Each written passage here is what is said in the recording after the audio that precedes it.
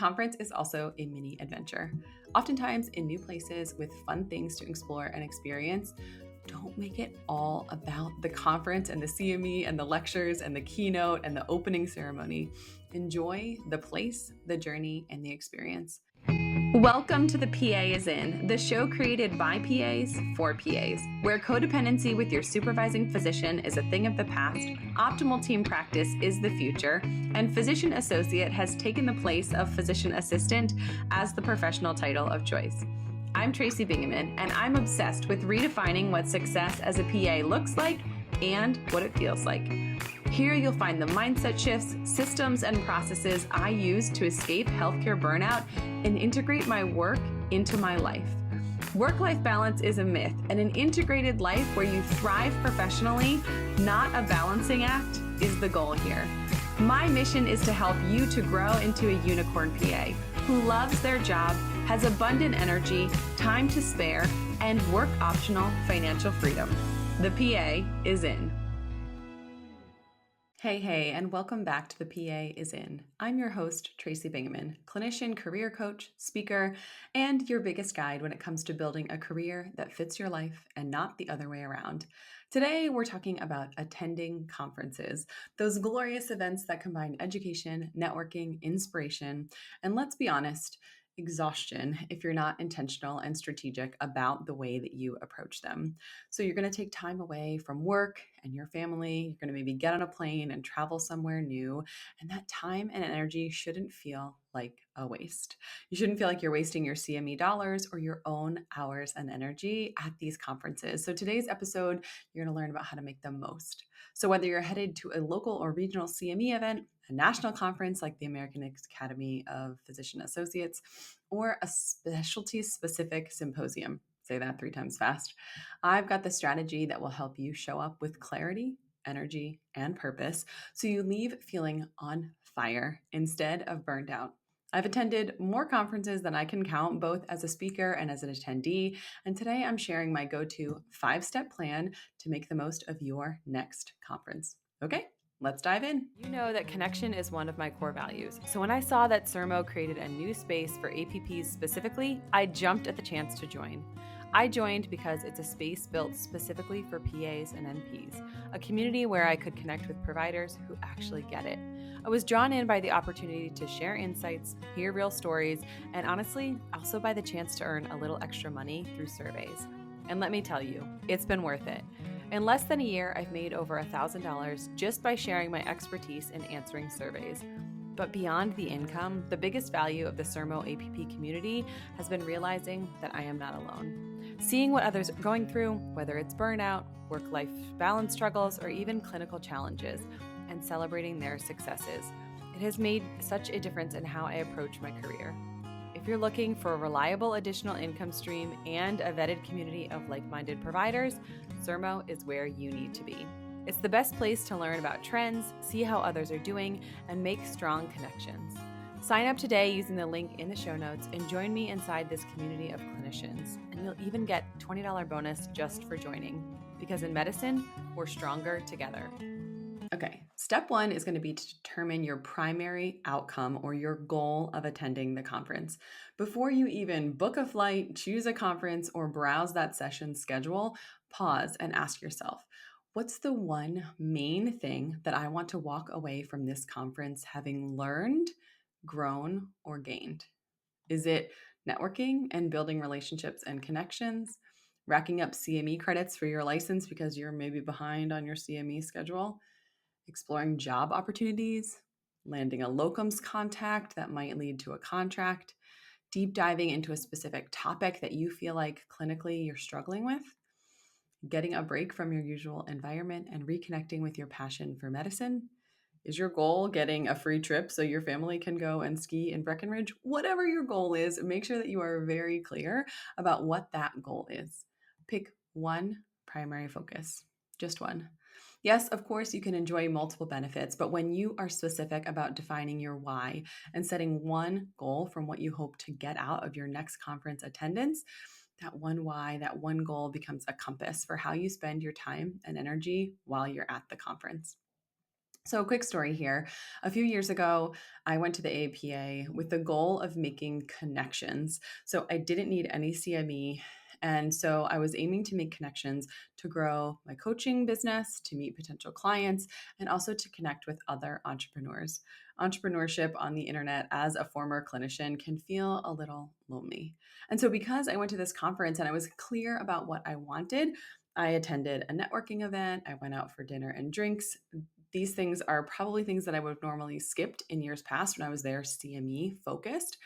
And I introduced myself to people I followed on LinkedIn, to a few people that I never knew before. And I walked away with three deeper, meaningful connections. Not necessarily CME hours, not attending lectures or workshops, just human connection. And sitting down with those people, sometimes at the conference venue, sometimes outside of that, and connecting and having these deep dives and sharing struggles and really finding out what people were struggling with has helped me in creating content for this show and feeling connected with other entrepreneurs. And those are relationships that, even though that was years ago, that I still, is people I still talk to and connect with on a regular basis.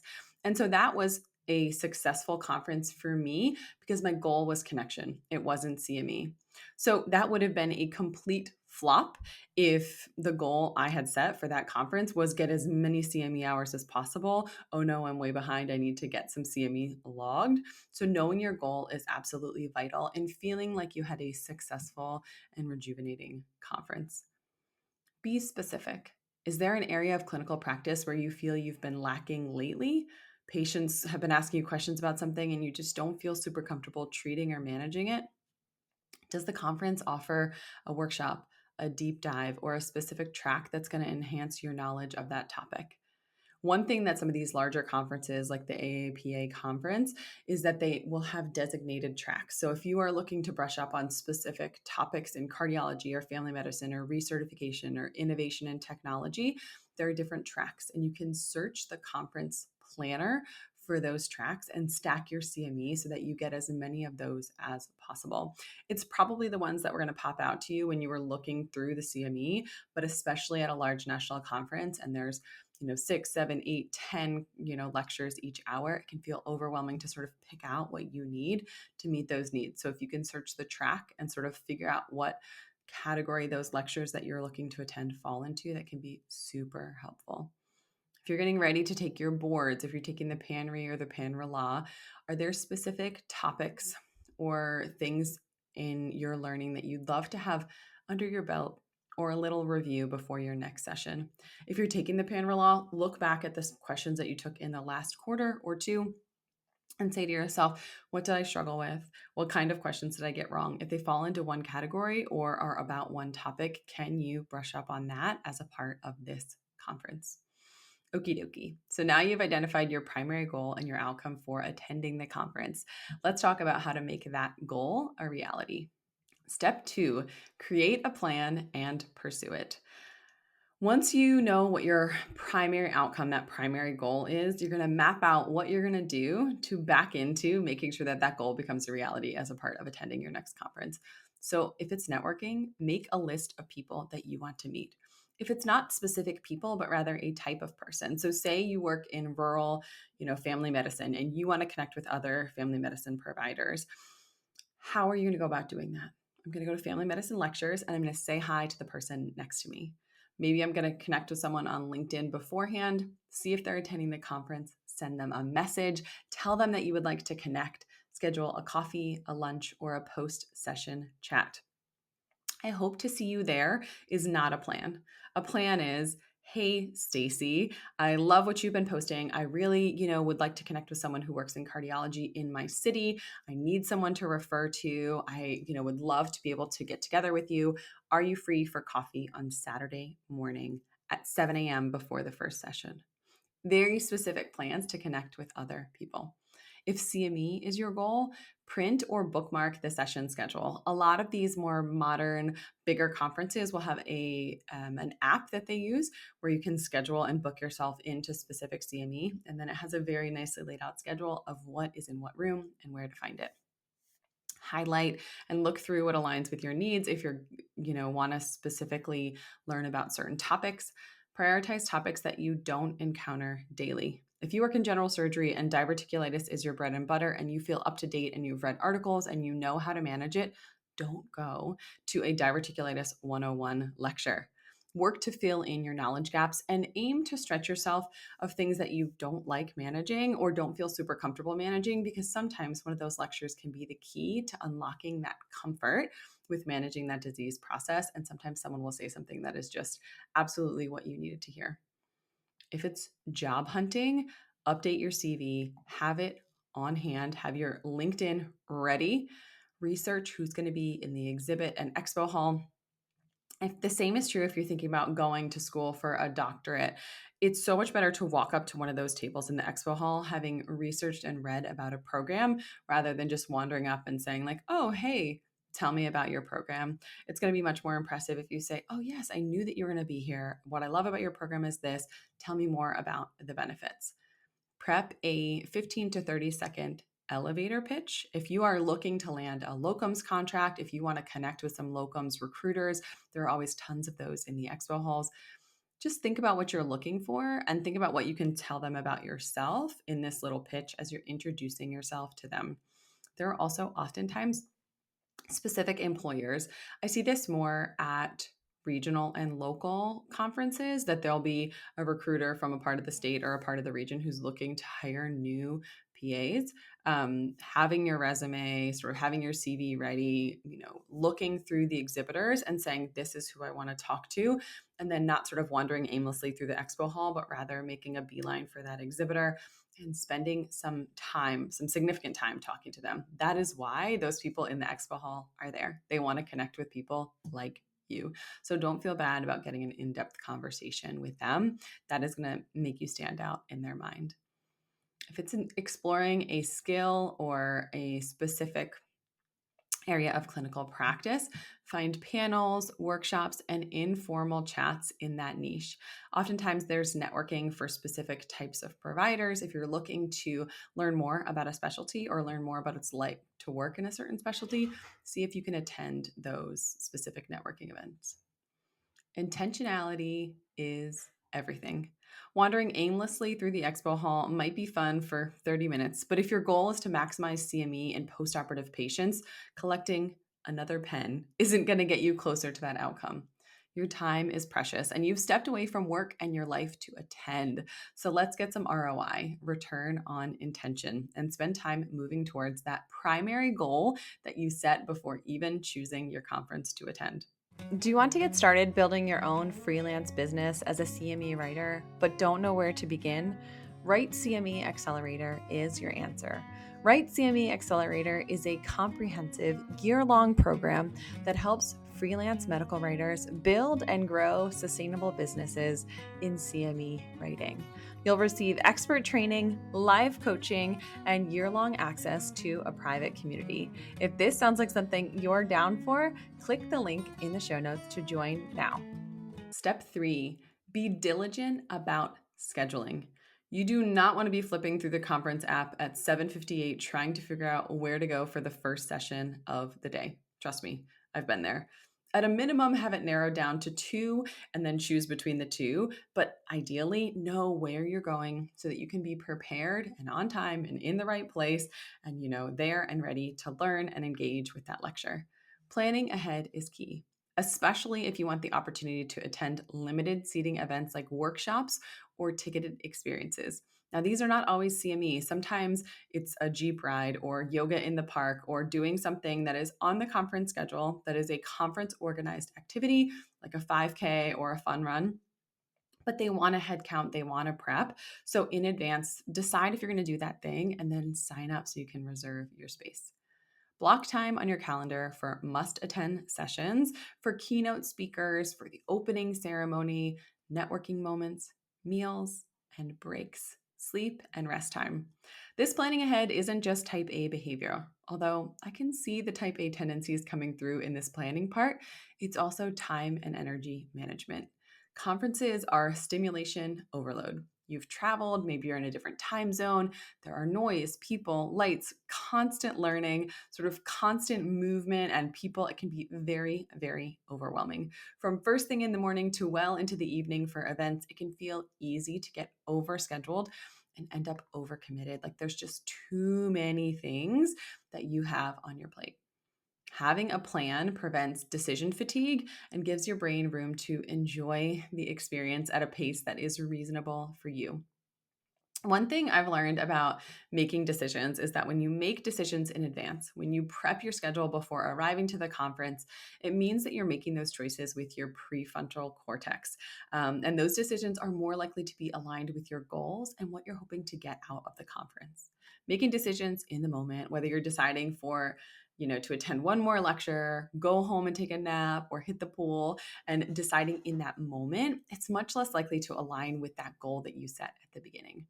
That being said, even as an extrovert, which the older that I get, the more I question, am I an extrovert? Is there such a thing as an introverted extrovert? Should I research that and do a podcast episode on personality types so that we know what kind we are and what gives us energy and what sort of recharges us?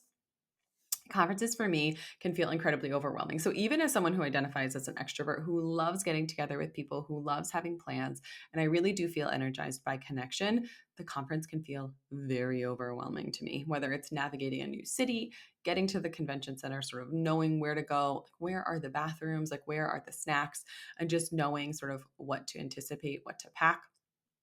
It can feel incredibly overwhelming, or that's at least how I have felt in the past.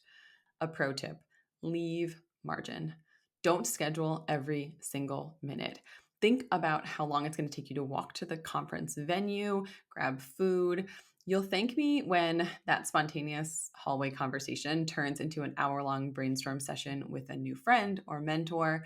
Book some time to take a nap, a walk, a rest, just to sit and review your notes, to send emails, to take actions on some of those connections that you've met, and explore the city or area that you are visiting. Which leads me to step 4, something that we do not do well. Don't forget to rest. You are away from work. This should be a recharging experience that leaves you energized. You're not a robot. You need time to decompress, to hydrate, and reset. Rest doesn't have to mean going to bed early, though it might if you are anything like me and being fed and well rested are practically your core values. It could also mean sitting outside in the sun during lunch, skipping one session to journal or reflect, review notes, or do some networking, or just have a chat. Saying no to that 10 p.m. rooftop party if you're truly wiped and you just need some rest. Saying hi to the person sitting next to you while waiting for the lecture to begin and connecting with them. You do not need to maximize every minute to make a conference worth it. Sometimes the most powerful moments happen in quiet spaces between sessions, when your brain connects ideas you've just heard, or you finally feel inspired again after months of feeling burned out. Maybe you find this rest and connection in grabbing drinks, connecting with someone new or established in your network and friend circle. It does not all have to be conference sponsored events. Some of my favorite interactions and some of the favorite things that I've learned and gained from attending conferences have been connecting with others totally outside of the conference schedule and planning. Are you feeling stuck, burned out, or craving a little more flexibility and financial freedom? You're not alone. So many clinicians feel trapped in the grind, overworked, underpaid, and unsure how to pivot. But here's the truth: your skills are valuable beyond the clinic. That's why I created the 48 Side Gig Ideas for Healthcare Providers Guide, a free PDF packed with practical, creative, and immediately cash-generating ideas that you can start right now. From telehealth to medical writing and patient advocacy to app development, and even a little note on podcasting, these things aren't fluff. These are real, proven opportunities that other providers are already doing. You don't have to figure it out alone. This guide will help you explore new passions, learn how to make extra money, and make the first step towards multiple income streams and building the life and career you actually want.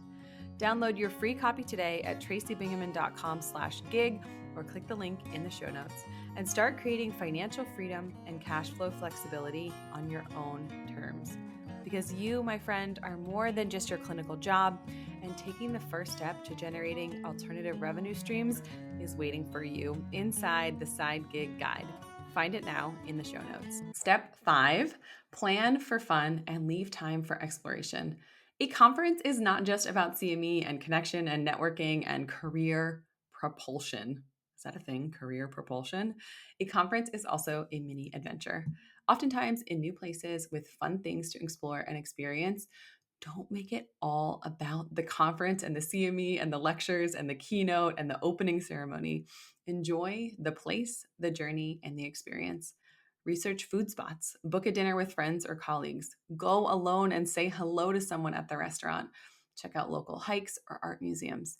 Use the conference as a springboard to connect with the city you're in and maybe reconnect with yourself outside of work mode. I have found that conferences are oftentimes the only time that professionals travel alone without their family and without the responsibilities of needing to be the planner and doing all of the things for everyone else. When I travel with my best friend Tara, she is the queen of open table. She always has scouted the best restaurants in the city where we are headed. This meant that when we went to AAPA a couple of years ago in Nashville, we didn't have one single meal that wasn't absolutely to die for. It's also good to know what meals and food are included before you head to the conference. Does your hotel have continental breakfast? Are there snacks or treats laid out in the expo hall or at the conference center for lunch or dinner? Also, know what your budget is for daily CME funding. So, a lot of times organizations will have a specific allocation for breakfast, lunch, dinner. Make sure you save your receipts for CME reimbursements if your job is paying for this. If your job does not reimburse you for CME, please see me for a negotiation call because that is absolutely something that should be covered for all W 2 employees. If you're 1099, maybe not, but still book a negotiation call. Let's see if we can get that reimbursed for you. If you're an introvert, this fun might be solo adventuring. If you're a social butterfly, gather your people and plan this in advance. Trust me, these days at conference are going to go quickly. And if you want to get together with someone that you have connected with on the internet, send them a message literally right now and say, hey, are you going to a conference this year? What one are you going to? Do you want to connect while you're there or in town? A new friend that I actually met at last year's national conference, and I have connected more deeply in the year that's passed since we met in person. From LinkedIn messaging to offering encouragement on business and career wins, we've stepped it up to texting, which is just like another level, like a deeper dive in terms of friendship. So we had made some loose plans to run together at the upcoming conference and be able to connect and just have this nice leisurely, like, let's go for a long run and spend time chatting. And that run turned into plans to run a half marathon together in Denver, where is there any oxygen, while we are there at the conference.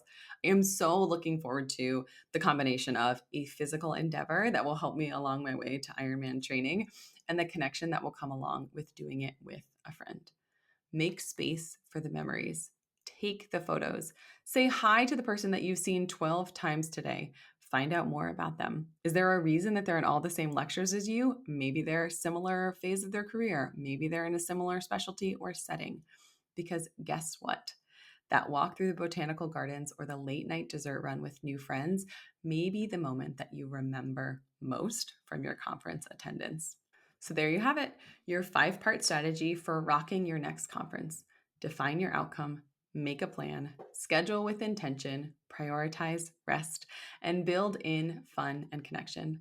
I hope this episode leaves you feeling empowered, focused, and excited for your next conference, whether it's next week or next year, whether it's your first one or your last one. And hey, if you're heading to AAPA this year in Denver or another conference and want to connect, come and find me. I love nothing more than saying hi and hugging internet friends in real life. Let's snap a selfie for LinkedIn and commemorate this moment. If this episode helped you, would you do me a quick favor? Share it with a friend who's heading to a conference soon. Or better yet, send it to a friend who you want to attend a conference with. You can screenshot it, tag me on Instagram at Mrs. Tracy Bingaman or on LinkedIn, and let me know what your top conference goal is and what conference you're planning to attend this year or next. Until next time, keep showing up, keep advocating for your career and well-being, and don't forget, the PA is in, but That's actually all for today. So this PA is out. Congratulations. You've just joined an awesome club. By listening to a full episode of The PA is In, you are officially on the Unicorn PA team. Welcome aboard. What most team members do is they subscribe to the podcast because that allows them to automatically get the latest episode of the show. The life of your dreams exists on the other side of taking action. Keep making small shifts and keep getting better. Your life will improve, your career will soar, and you will have the confidence you need to create your own success. I will see you in the next episode. This PA is out.